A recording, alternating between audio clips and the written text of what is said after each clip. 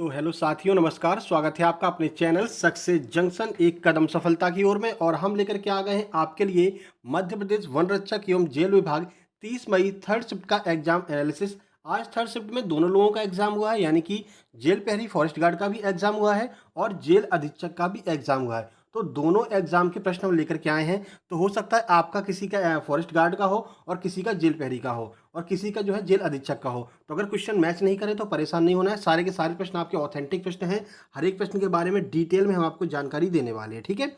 और आज के जो प्रश्न है वो हमें गानाराम काकोडिया जी ने भेजा है। अब इनका नाम यही था। तो गानाराम काकोडिया जी ने इन प्रश्नों को हमारे पास भेजा, इनको बहुत बहुत धन्यवाद। आपका भी अगली किसी भी शिफ्ट में आपका एग्जाम है तो आप अपने प्रश्नों को 7052547003 इस नंबर पर जरूर से जरूर भेज दीजिएगा। एग्जाम सेंटर से बाहर निकलते ही जितने भी प्रश्न आपको याद रहे उन प्रश्नों को आप हमारे पास में भेज सकते हैं अपने नाम के साथ में। चलिए ठीक है, शुरुआत करते हैं। वीडियो को लाइक कर दीजिए, चैनल को सब्सक्राइब कर लीजिए और वीडियो को अंत तक जरूर देखिएगा। लास्ट में आपको बताएंगे कि टॉप 5 स्कोरर हमें क्या मिले हैं और आज की शिफ्ट का स्कोर कितना जा रहा है वो हम आपको लास्ट में बताने वाले हैं, ठीक है। तो चलिए शुरुआत करते हैं। आइए देखते हैं। सबसे पहले जीके साइंस की बात करेंगे, फिर हिंदी की, फिर मैथ के भी काफ़ी क्वेश्चन हमें मिल गए हैं। इंग्लिश की प्रोवर्ब्स जो कौन कौन सी आई थी वो भी हमको मिल गई है, ठीक है। तो थोड़ा सा अच्छा वीडियो आपको देखने को मिलने वाला है, इसलिए वीडियो को लाइक कर दीजिए और चैनल को सब्सक्राइब जरूर कर लीजिएगा। चलिए, मैथ्स के कुछ सवाल एज इट इज मिल गए हैं तो मैथ्स के सवाल भी हम आपको बताने वाले हैं। चलिए, पहला प्रश्न है, भांगड़ा किस राज्य का लोक नृत्य है? सही आंसर है पंजाब का लोक नृत्य है भांगड़ा। चलिए कुछ जानकारी आपको देते हैं इस प्रश्न के बारे में। तो भांगड़ा पंजाब की नृत्य शैली है। यह पुरुष प्रधान नृत्य है। आमतौर पर यह नृत्य बैसाखी पर्व पर किया जाता है। तो 3 प्रश्न यहाँ से बनेंगे। बैसाखी पर किए जाने वाला नृत्य कौन सा है? तो भांगड़ा है। भांगड़ा नृत्य किसके द्वारा किया जाता है? तो स्पेशली ये पुरुषों के द्वारा किया जाता है, ठीक है। चलिए आगे बढ़ते हैं और अगला प्रश्न देखते हैं। अगला प्रश्न है, वसा में घुलनशील विटामिन कौन सा है? तो हम यहाँ पर आपको वसा में घुलनशील भी बता देंगे और पानी में घुलनशील भी बता देंगे और दोनों की ट्रिक भी बता देंगे, क्योंकि यहाँ से कल भी शायद एक प्रश्न आपका वसा में घुलनशील की पानी में घुलनशील विटामिन से आया था और आज भी यहाँ पर पूछा गया है। तो वसा में घुलनशील विटामिन आपका KEDA, ये आपका वसा में घुलनशील विटामिन है, ठीक है। देख लीजिए। तो वसा में घुलनशील विटामिन जो वसा और तेलों दोनों में घुल सकता है। तो वसा में घुलनशील विटामिन कौन कौन से हैं? ये आहार में वसा के साथ साथ अवशोषित हो जाते हैं। इसे शरीर के वसा युक्त ऊतक में संग्रहित किया जा सकता है। तो विटामिन A, D, E और K, यानी कि KED और A। अब इसे आप पढ़ेंगे तो क्या होगा? ये होगा कीड़ा।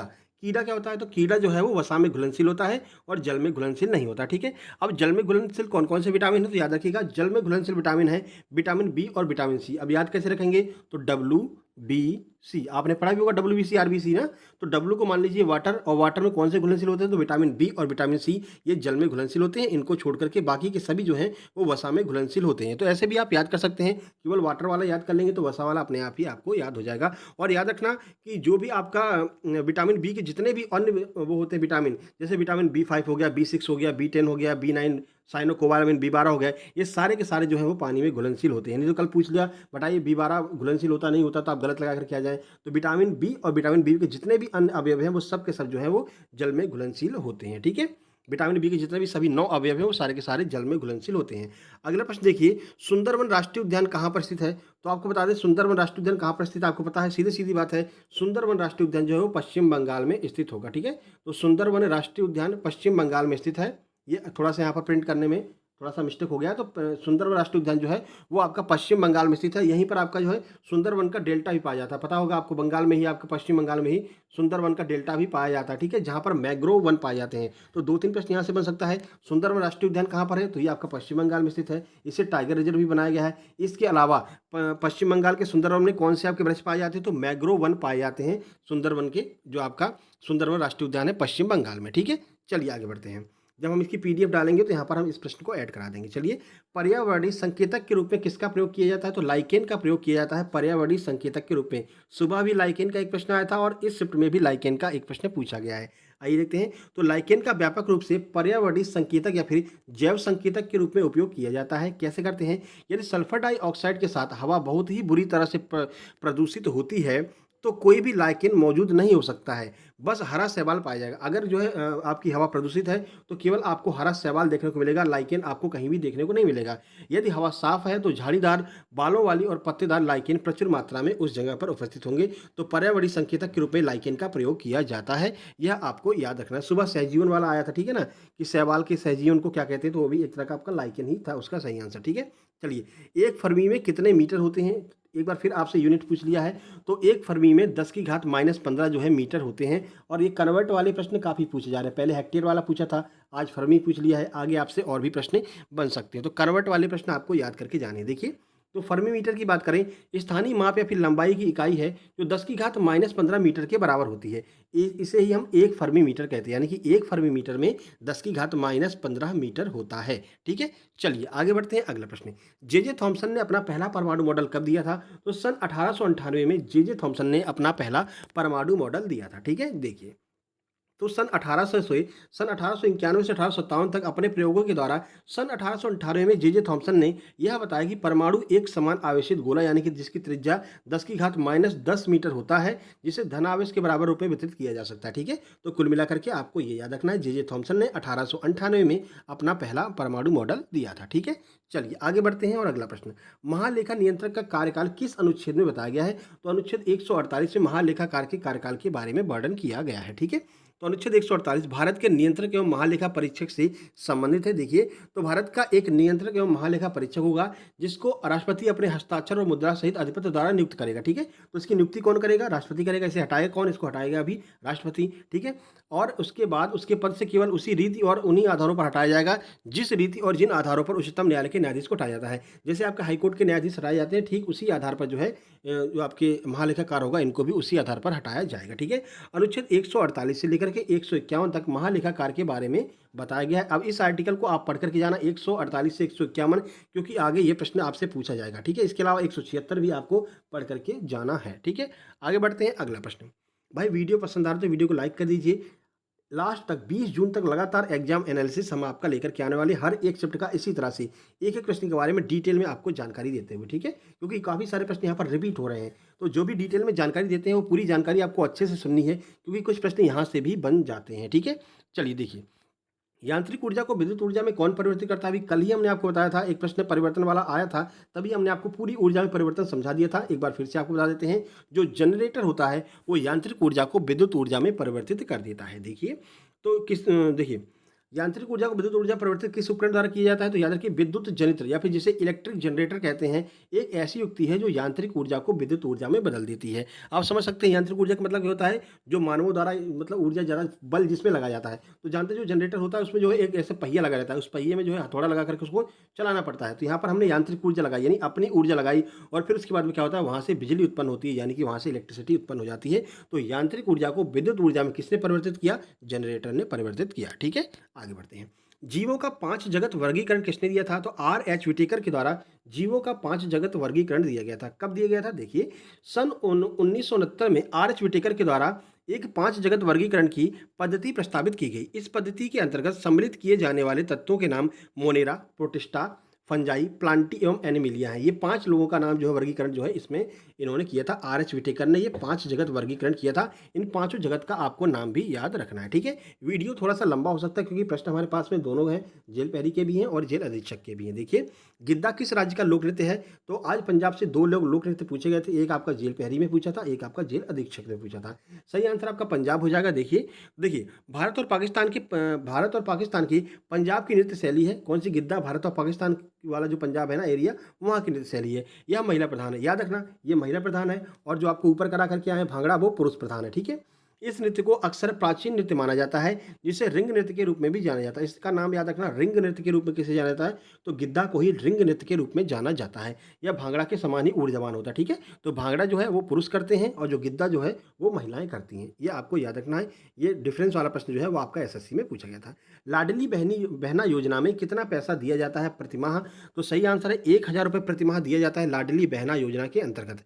देखिए, तो ये प्रश्न अभी साथ एमपीपीएससी में भी पूछा गया था। तो एमपीपीएससी के 2-3 प्रश्न रिपीट हुए आज में। ठीक है, तो एमपीपीएससी वाला जिन लोगों ने पेपर दिया था या फिर जिनके पास वो पेपर है, वो पेपर एक बार आपको पढ़ करके जरूर जाना है, या फिर उसकी आंसर की आप डाउनलोड कर लीजिए, वहाँ से उसको पढ़ लीजिए। ठीक है, तो लाडली बहना योजना को सरकार राज्य की बहनों के लिए शुरू किए हैं, जिसके माध्यम से उनको 1000 रुपये प्रतिमाह यानी कि 12,000 रुपये एक साल में दिया जाएगा। इस योजना के माध्यम से महिलाओं को आर्थिक सहायता मिलेगी, जिससे कि उन्हें दूसरों पर निर्भर ना रहना पड़े, दूसरों पर डिपेंड ना रहना पड़े। इसकी शुरुआत माननीय मुख्यमंत्री शिवराज सिंह चौहान जी के द्वारा की गई है। ठीक है, आगे बढ़ते हैं। 1989 में अब क्या डेट देकर के आपसे पूछ रहे हैं कि किसको यूनेस्को में शामिल किया था। 1989 में किस विश्व धरोहर को यूनेस्को में शामिल किया गया था? तो मध्य प्रदेश का जो सांची का स्तूप है उसे 1989 में यूनेस्को की विश्व धरोहर में शामिल किया गया था। तो सांची के स्तूप को 1989 में यूनेस्को द्वारा विश्व धरोहर स्थल जो है वो घोषित किया गया था। भारत के मध्य प्रदेश राज्य के रायसेन जिले के सांची कस्बे में एक पहाड़ी की चोटी पर सांची का एक बौद्ध परिसर है जो अपने महान स्तूप के लिए प्रसिद्ध है। इसका निर्माण किसने कराया था? तो अशोक ने इसका निर्माण कराया था, ये आपको याद रखना है। ठीक है, आगे बढ़ते हैं। भारत में कुल कितने बंदरगाह हैं? सही आंसर है कुल 13 बड़े बंदरगाह हैं। अगर बड़े बंदरगाह पूछता है तो 13 हैं, छोटे बंदरगाह पूछता है तो 200 हैं। पूरी जानकारी आपको देते हैं। तो भारत में 13 प्रमुख और 200 छोटे या फिर मध्यम अधिसूचित बंदरगाह हैं। ठीक है, और भारत का सबसे बड़ा बंदरगाह कौन सा है? तो मुंबई बंदरगाह जो है वो भारत का सबसे बड़ा बंदरगाह है। ठीक है, आगे बढ़ते हैं। पारिस्थितिकी शब्द जो है वो किसने दिया था? तो इकोलॉजी की अगर हम बात करते हैं तो देखिए 2 प्रश्न यहाँ से बन गए। एक आपका जेल अधीक्षक में पूछा था टॉमसन वाला, और ये आपका जेल पेरी में। तो इकोलॉजी अर्थात पारिस्थितिकी शब्द का जो प्रथम प्रयोग है वो जर्मन वैज्ञानिक अर्नेस्ट हैक्कल ने किया था। याद रखना, अर्नेस्ट हैक्कल ने जो है वो पारिस्थितिकी शब्द दिया था। ठीक है, अपनी पुस्तक जनरल मार्पोलॉजी द ऑर्गेनिज्म में इन्होंने अपनी जो है अर्नेस्ट हैक्कल ने जो है इसका यूज किया था इकोलॉजी शब्द का। तो याद रखना, इकोलॉजी शब्द के जन्मदाता कौन है? तो अर्नेस्ट हैक्कल जो है, अर्नेस्ट हैक्कल वो इकोलॉजी शब्द के जन्मदाता हैं। अब देखिए, आपका किसी का जेल पहरी का एग्जाम होगा सामान्य सेट में, किसी का जेल अधीक्षक का होगा। तो ऐसा मत कहना कि सर ये प्रश्न मेरे में नहीं आया था। भाई आपके में नहीं आया था तो जेल पहरी में आया होगा, जेल पहरी में नहीं आया तो जेल अधीक्षक में आया होगा। ठीक है, ये सारे प्रश्न हम वेरीफाई करके तभी आपको बताते हैं। जब 4-5 लोगों के प्रश्न सेम टू सेम मिलते हैं, जिन लोगों ने भेजे हैं, अगर सेम प्रश्न मिलते हैं तभी हम आपके लिए लेकर के आते हैं। ठीक है, भाप इंजन का निर्माण किसने किया था? सही आंसर है जेम्स वाट ने। जेम्स वाट ने भाप इंजन का निर्माण किया था। देखिए, तो भाप इंजन का विकास अनेक व्यक्तियों के सम्मिलित परिश्रम का परिणाम है, परंतु भाप इंजन के आविष्कार का श्रेय इंग्लैंड के जेम्स वाट को ही जाता है। ठीक है, भाप इंजन के आविष्कार की शुरुआत करीब 2000 वर्ष पूर्व मिस्र के प्राचीन नगर अलेक्जेंड्रिया से हुई थी। शुरुआत कहाँ से हुई थी? अलेक्जेंड्रिया से। नाम किसका है इसमें? तो जो है उनका जेम्स वाट का नाम जो है लिया जाता है भाप इंजन के निर्माण में। अगला है रेडियोधर्मिता की इकाई क्या है? सही आंसर है बैकुरल कह सकते हैं या फिर क्यूरी। ये दोनों की दोनों जो है वो रेडियोधर्मिता की इकाई है। तो रेडियोधर्मिता की ऐसा ही इकाई बैकुरल है जिसे BQ से दर्शाते हैं। ये आपको याद रखना है BQ, क्योंकि आजकल जो है आपके जो आपके तत्व हैं उनके सूत्र पूछे जा रहे हैं। ठीक है, और इसकी एक अन्य इकाई है क्यूरी, जिसे CI कहते हैं। तो एक बैकुरल 1 डीके प्रति सेकंड के बराबर होती है, यानी कि बैकुरल और क्यूरी जो है वो रेडियोधर्मिता की इकाई होती है। ये आपको याद रखना है। 2020 में भारत की अर्थव्यवस्था में कितने प्रतिशत की वृद्धि हुई है आपको पता है? हम गर्व के साथ कह सकते हैं कि हम भारत की 5वीं सबसे बड़ी अर्थव्यवस्था हो गए हैं। ब्रिटेन जिन्होंने हमारे ऊपर शासन किया था, उन्हीं को नीचे ढकेल करके हम 5वें नंबर पर पहुंच गए हैं। तो 2020 की अगर बात करते हैं तो कुल 7.7% की वृद्धि देखी गई 2020 में भारत की अर्थव्यवस्था में। ठीक है, एक बार जय हिंद इसी बात पर आपको कमेंट बॉक्स में कमेंट कर देना है कि हम ब्रिटेन को छोड़ करके और आगे निकल गए, 5वें नंबर पर आ गए हैं। आर्थिक समीक्षा में कहा गया था कि वित्त वर्ष 2020-21 में भारत की GDP वृद्धि दर 7% साथ रहने का अनुमान लगाया गया है, 7.7%। ठीक है, अगला प्रश्न है 2021 में किस विश्व धरोहर को किस विश्व धरोहर को यूनेस्को में शामिल किया गया था? फिर से डेट देकर के आपसे पूछ लिया है। तो देखिए 2021 में कई सारी विश्व धरोहर को शामिल किया गया था, सबके बारे में आपको बता देते हैं। तो 27 जुलाई 2021 को कच्छ के रण में हड़प्पा शहर धोलावीरा को भारत का 40वां यूनेस्को विश्व धरोहर बनाया गया। ठीक है, तो हड़प्पा का जो धोलावीरा है उसे 40वां विश्व धरोहर बनाया गया। कब? 27 जुलाई 2021 को। उसके बाद में 25 जुलाई 2021 को यूनेस्को ने विश्व धरोहर स्थलों की सूची में तेलंगाना के वारंगल के पालमपेट में रुद्रेश्वर मंदिर यानी कि रामप्पा मंदिर को शामिल किया था। और ये प्रश्न कल ही पूछा गया था आपका रामप्पा मंदिर वाला, कि जो रामप्पा मंदिर है उसको कब शामिल किया गया था यूनेस्को ने? तो 2021 में शामिल किया। डेट एग्जैक्ट याद रखना, 25 जुलाई 2021 को शामिल किया गया था। तो बहुत सारे प्रश्न यहाँ पर रिपीट हो रहे हैं, तो इन प्रश्नों को आप अच्छे से देख करके जाइए। अगर आप एक बार इस पूरी वीडियो को देख लेते हैं, जितना भी हमने कंपाइल करके बनाया है, तो आराम से आपके यहाँ से लगभग आधे से ज़्यादा प्रश्न यहाँ पर रिपीट होते हुए आपको दिखने वाले हैं। ठीक है, चलिए आगे बढ़ते हैं। बात हम हिंदी की करते हैं कि हिंदी में आज क्या क्या पूछा गया। तो देखिए, सूर्योदय में कौन सी संधि है? तो सूर्योदय में संधि पूछी गई थी। उसके बाद निजवाचक सर्वनाम से, तो सुबह आपका पुरुषवाचक सर्वनाम पूछा था, आज आपका निजवाचक सर्वनाम पूछ लिया है। तो सर्वनाम पर गौर करके जाइएगा, अच्छे से सर्वनाम को पढ़ करके जाइएगा। ठीक है, उसके बाद में संधि से आपके 3 प्रश्न पूछे गए थे, 2 प्रश्न आपके मुहावरे से पूछे गए थे, 2 प्रश्न आपके विलोम शब्द के थे, 1 प्रश्न आपका समानार्थी का पूछा गया था। उसके बाद लिंग और वचन से 2 प्रश्न पूछे गए। तो लिंग वचन को एक्स्ट्रा ऐड कर दिया गया है, नया टॉपिक ऐड हुआ है, पढ़ करके जाइएगा।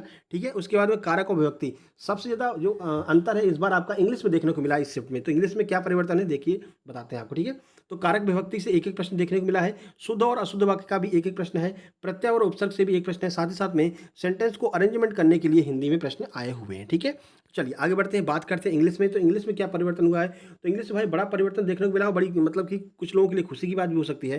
तो कुल मिलाकर के बात करें तो पीक्यूआरएस मात्र और मात्र 3 पीक्यूआरएस शाम वाली शिफ्ट में पूछा गया है। सुबह की दोनों शिफ्ट में 7-7, 8-8 पीक्यूआरएस पूछे थे, पर शाम वाली शिफ्ट में मात्र 3 पीक्यूआरएस पूछा गया। ठीक है, पीक्यूआरएस के ऊपर ऑलरेडी हम वीडियो बना चुके हैं, जिसे पैराजंबल कहते हैं। सर्च करना पीक्यूआरएस बाई सक्सेस जंक्शन, तो वो वीडियो आपको देखने को मिल जाएगा। लगभग 62,000 से ऊपर व्यूज जा चुके हैं उस पर।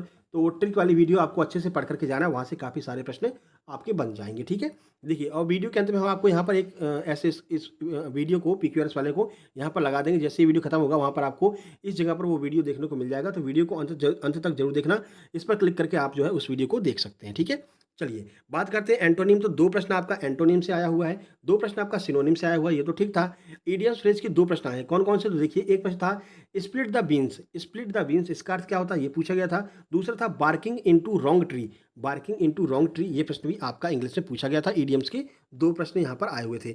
बात करते हैं आपका एक्टिव पैसिव। एक्टिव पैसिव, तो इस शिफ्ट में कोई एक्टिव पैसिव नहीं आया है, इस शिफ्ट में कोई भी नरेशन नहीं आया है। ठीक है, चलिए प्रश्न कहाँ से बना है? तो एरर डिटेक्शन के 3 प्रश्न बने हैं। सेंटेंस एरर जो होता है वहाँ से 3 प्रश्न हैं, और फिल इन द ब्लैंक्स के भी 2 प्रश्न देखने को मिले हैं। अब ऐसा नहीं कि एक्टिव पैसिव यहाँ पर नहीं आया तो मतलब हो सकता है कल भी नहीं आया, तो ऐसा बिल्कुल भी नहीं है। कल आपका एक्टिव पैसिव बिल्कुल आएगा। अगर कंपेयर करते हैं तो शाम वाली शिफ्ट जो है वो काफ़ी सरल आ रही है एज कम्पेयर टू सुबह की दोनों शिफ्टों में। ठीक है, ये आपको याद रखना। अभी नंबर आपको बताएंगे तो आपको समझ में आएगा कि हाँ सर, शाम वाली शिफ्ट जो है वो सरल आती है। मैथ की बात कर लेते हैं तो मैथ के कुछ एग्जैक्ट प्रश्न हमें मिले हैं, देख लीजिए। तो 4 क्रमागत धनात्मक संख्याओं का औसत 56 है, तो अगली 5वीं और 6वीं संख्या कौन सी होगी? तो पहले आपको 4 क्रमागत धनात्मक संख्याओं का जो है एवरेज निकाल लेना है। वहाँ से आपको x का मान मिल जाएगा। फिर x के मान में जो है आपने 4 तक तो ज्ञात ही कर ली है। फिर एक सीरीज बन रही होगी, उस सीरीज में 5वीं और 6वीं संख्या कौन सी होगी, ये आपसे पूछा गया था। ठीक है, सिंप्लीफिकेशन के 2 प्रश्न पूछे गए थे जो कि आपके यूनिट डिजिट से सॉल्व हो रहे थे। ये प्रश्न ऐसे पूछे गए थे। ठीक है, अगला प्रश्न नाव और धारा का है। किसी नाव की धारा के अनुकूल चाल धारा की प्रतिकूल चाल का जो 3/5 गुना है, यानी कि जो अनुकूल चाल है वो प्रतिकूल चाल का 3/5 गुना है।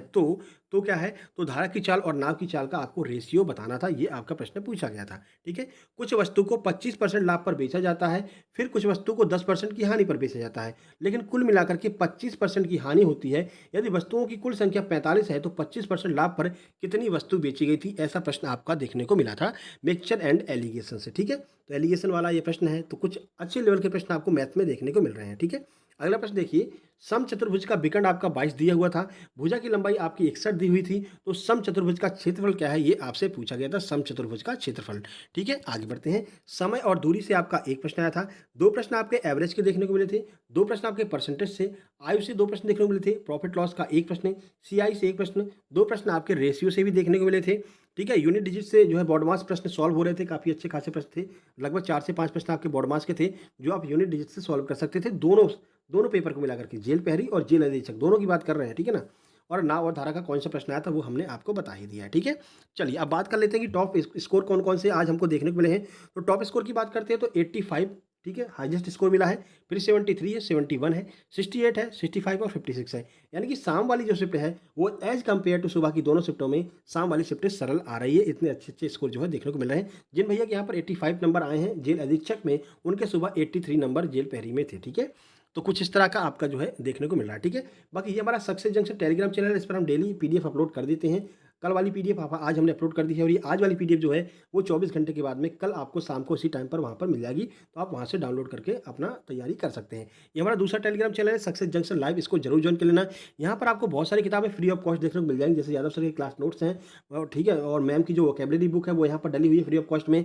ब्रह्मास्त्र की जो फॉर्मूला बुक है वो आपको यहाँ पर फ्री ऑफ कॉस्ट में मिल जाएगी पीडीएफ में। तो बहुत सारी किताबें, बहुत सारी नोट्स आपको यहाँ पर पीडीएफ में मिल जाएगी। तो सर्च करके आप ज्वाइन कर सकते हैं। ये दोनों चैनल आपको सर्च करने पर मिल जाएंगे। इसकी लिंक आपको डिस्क्रिप्शन बॉक्स में भी दी गई है, वहाँ से भी आप इसको ज्वाइन कर सकते हैं। ठीक है, अब भाई वीडियो पसंद आ गया, वीडियो को लाइक कर दीजिए, शेयर कर दीजिए अपने दोस्तों के पास में, और चैनल को सब्सक्राइब करके नोटिफिकेशन बेल जरूर दबा लीजिए, क्योंकि जैसे ही कोई भी नया अपडेट आता है वो हम आपके पास में तुरंत पहुंचा देंगे, और कोई भी नया जो है पैटर्न में चेंज आता है वो भी हम आपके पास में तुरंत अपडेट कर देंगे।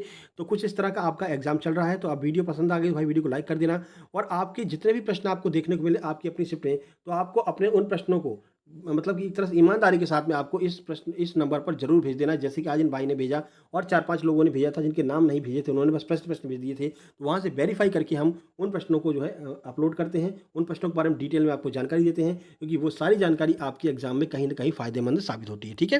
तो चलिए जल्द ही मिलते हैं। अब ऐसे कुछ देर बाद आप देखेंगे ये जितने प्रश्न हमने कराए हैं, यही प्रश्न आपको अलग-अलग चैनल पर यहाँ से ही देखने को मिल जाएँगे। यही कॉपी करके वो लोग जो है करा देते हैं। तो कोई दिक्कत नहीं है, ओरिजिनल चैनल आपका जो है यही है, यहीं से आपको बहुत सारे प्रश्न आपके एग्ज़ाम 20 जून तक लगातार मिलने वाले हैं, ठीक है? तो जल्द ही मिलते हैं कल सुबह वाली एग्ज़ाम एनालिसिस में, उससे पहले कल सुबह करंट अफ़ेयर की वीडियो आ जाएगी। अगर किसी का कल सुबह 8:30 बजे एग्ज़ाम है, तो वो कमेंट बॉक्स में ज़रूर कमेंट कर देंगे और अपने प्रश्नों को इस नंबर पर ज़रूर से ज़रूर भेज देंगे, ठीक है? चलिए, कल मिलते हैं। अब आपको वीडियो दिखने लगी होगी पीक्यूआरएस वाली, उस पर आपको क्लिक करके उस वीडियो को पूरा देख लेना है, ठीक है? चलिए जल्द ही मिलते हैं, तब तक के लिए नमस्कार, धन्यवाद।